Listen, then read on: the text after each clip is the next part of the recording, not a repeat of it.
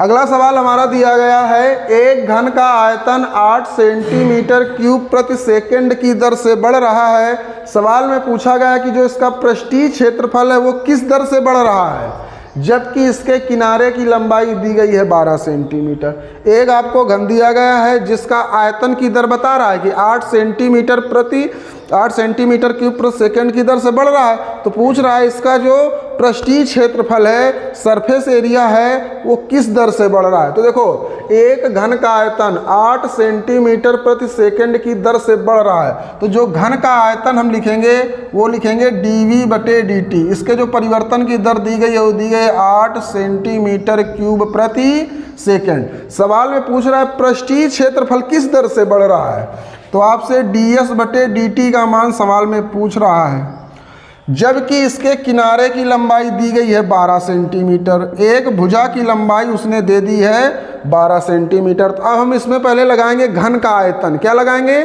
घन का आयतन। तो घन का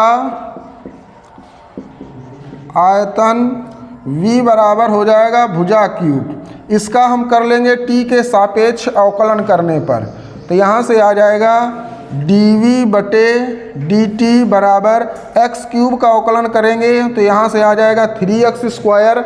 x का हम t के सापेक्ष करेंगे तो आएगा dx/dt।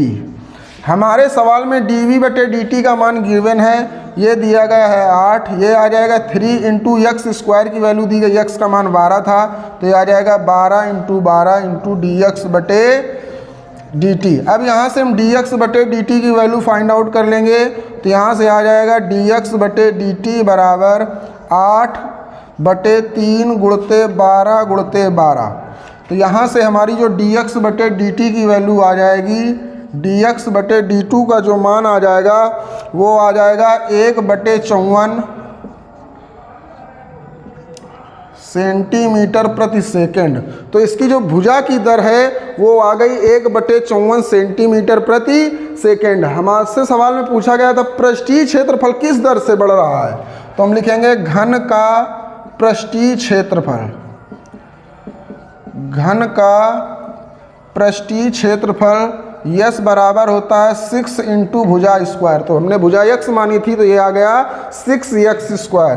अब हम इसका क्या करेंगे, t के सापेक्ष इसका भी हम अवकलन कर देंगे, तो यहाँ से आ जाएगा ds/dt = 6x² का अवकलन करेंगे 2x, x का t के सापेक्ष हम अवकलन करेंगे तो आ जाएगा dx/dt। अब हम सब वैल्यू पुट अप कर लेंगे, तो यहाँ से आ जाएगा ds/dt बराबर 6 × 2, x की वैल्यू सवाल में 12 दी गई थी तो ये आ गई 12 × dx/dt की वैल्यू हम निकाल चुके हैं 1/54।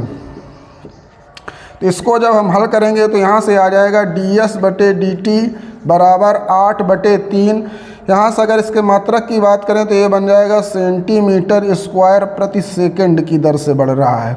तो हमारा जो पृष्ठीय क्षेत्रफल था वो 8/3 सेंटीमीटर² प्रति सेकंड की दर से बढ़ रहा है।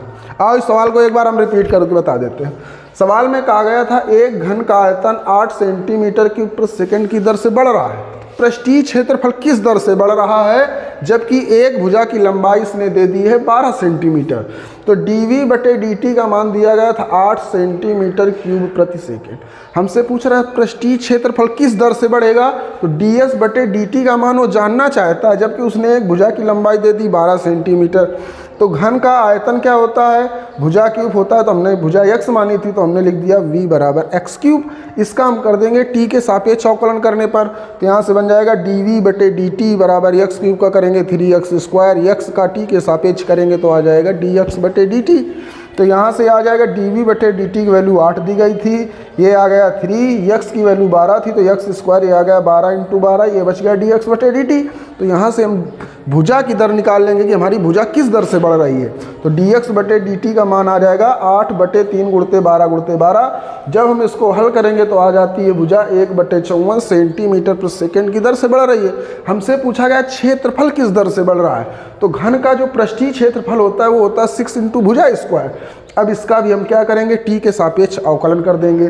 t के सापेक्ष अवकलन करेंगे तो यहाँ जाएगा ds/dt बराबर 6, एक्स स्क्वायर का अवकलन करेंगे 2x, x का t के सापेक्ष करेंगे तो dx अपान dt। तो यहाँ से हमने इसको कैलकुलेट कर लिया, तो ये आ गया 6 इंटू 2, एक्स की वैल्यू हमने रख ली 12 इंटू 1/54। जब हम इसको कैलकुलेट करके सॉल्व करेंगे तो आ जाएगा 8/3 सेंटीमीटर स्क्वायर प्रति सेकंड की दर से हमारा पृष्ठीय क्षेत्रफल बढ़ रहा है।